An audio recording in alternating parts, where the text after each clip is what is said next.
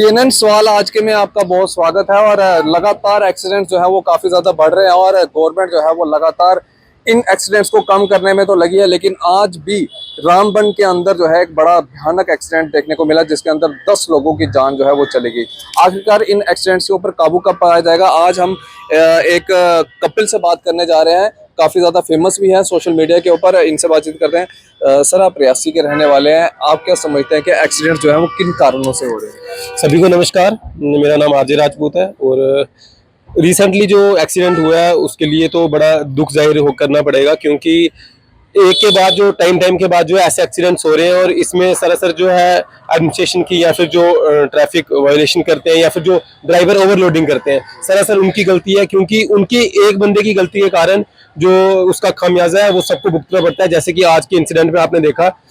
और इसी तरह से जो है ओवरलोडिंग वो बढ़ती जा रही है, उस पर काबू नहीं किया जा रहा है और इसके लिए हम चाहते हैं कि एडमिनिस्ट्रेशन को जो है स्ट्रिक्ट जो है उस पर कदम उठाने चाहिए और जो ड्राइवर्स हैं उनको कड़ी से कड़ी सजा मिलनी चाहिए। अगर कोई भी ड्राइवर जो है वो ओवरलोडिंग करते दिख रहा है या फिर वो जो भी ट्रैफिक रूल्स है उसका वायलेशन कर रहा है तो उसके खिलाफ सख्त कार्रवाई होनी चाहिए। मैम, आप क्या समझते हैं कि किन कारणों से जो है ये एक्सीडेंट जो है वो ज़्यादातर हो रहे हैं? जैसे कि आज सुबह ही न्यूज़ मिली सुनने को कि रामबन में जो एक्सीडेंट हुआ और उसमें 10 लोगों की डेथ हो गई, तो बहुत बुरा लगा। और ऐसे आए दिन सुनने को मिलते हैं, जो परसेंटेज है वो बढ़ती जा रही है, हर ईयर हर डे एक्सीडेंट हो रहे हैं हमारे इंडिया में।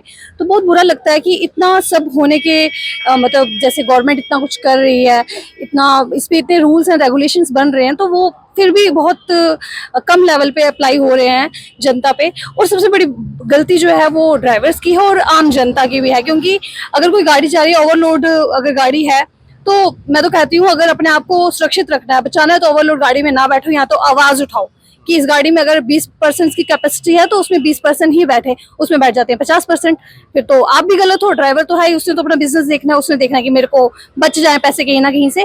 तो स्ट्रिक्ट जो एक्शंस हैं गवर्नमेंट को लेने चाहिए, पुलिस को लेने चाहिए। और अपनी सुरक्षा मैं जनता से अपील करूंगी कि अपनी सुरक्षा खुद करें। अगर आपको बहुत इमरजेंसी है तो 4 लोग मिलकर आवाज उठा दो कि इसमें 20 लोगों की कैपेसिटी है, आपने 50 कैसे बिठाए हुए हैं। और अगर आप पहले से बैठे हो और ड्राइवर बिठाता जा रहा है तो बैठने मत दें, औरों को मत बैठने दें, ड्राइवर को वहीं पे आप पकड़ें और वैसे ही कंप्लेंट करें। मैं तो ये बोलूंगी। दूसरा, पुलिस जो है वो इस पे, ट्रैफिक पुलिस जो है वो ध्यान दे कि जिस तरह से आजकल चलान पे ही ज्यादा ध्यान दिया जा रहा है, बस वो पार्किंग्स तो बहुत प्रॉब्लम रहती है हर जगह पार्किंग की, और चलान पे चलान होते हैं और साइड पे ही एक्सीडेंट हो रहा है, उस पर ध्यान नहीं दिया जाएगा। तो सभी से यही अपील है कि गवर्नमेंट से अपील है, एडमिनिस्ट्रेशन से अपील है, पुलिस से अपील है कि प्लीज़ इस पे अच्छे से काम करें, क्योंकि बहुत बुरा लगता है जब हर दिन एक्सीडेंट देखने को मिलते हैं।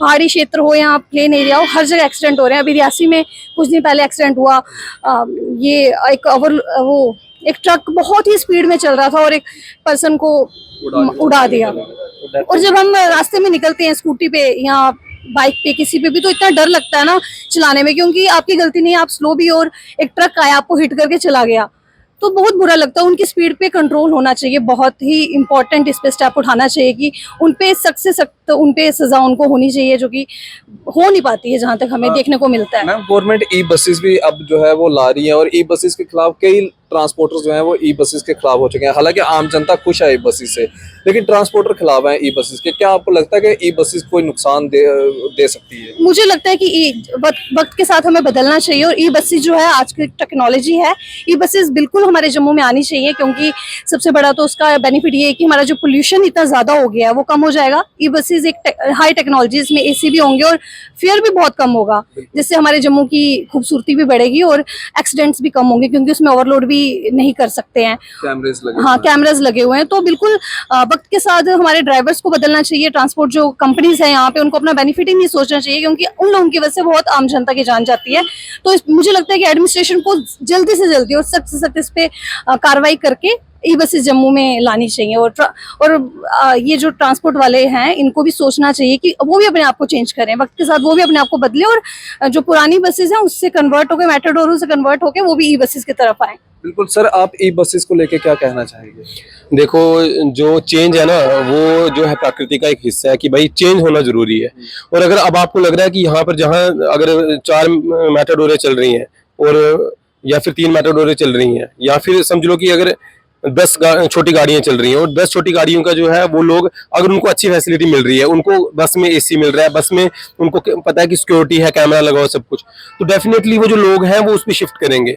इतना जो ट्रैफिक लग रहा है उसका कारण ये है कि अगर 10 बंदे जा रहे हो तो 10 गाड़ियां लेके जा रहे हैं, है ना, 10 लोग जा रहे हैं उसमें, लेकिन अगर वही 10 लोग एक बस में जाएंगे तो ट्रैफिक की समस्या भी हल होगी। और दूसरा ये है कि जो ट्रांसपोर्टर अभी स्ट्राइक पे भी बैठे हैं, कुछ लोग चक्का जाम कर रहे हैं, तो सबसे यही रिक्वेस्ट है कि आपको अपने आप को अपग्रेड करना पड़ेगा। देखो कोई भी जो चेंज है ना वो होना बहुत जरूरी है, और चेंज को होने से कोई नहीं रोक सकता है, उसके लिए ये सब चीजें करना व्यर्थ है। तो इससे अच्छा है कि आप जो नई टेक्नोलॉजी है, जो नई चीजें आ रही हैं, नए चेंजेस हैं, उसको एक्सेप्ट करें और आप भी उसको अपनाएं। बिल्कुल सही कहना है। और ये फैमिली जो है, ये जो कपल्स हैं, ये रियासी के रहने वाले हैं, और आज भी देखिए इन लोकल ट्रांसपोर्टर्स के द्वारा जो है एक ई बस के कंडक्टर को भी मारा गया।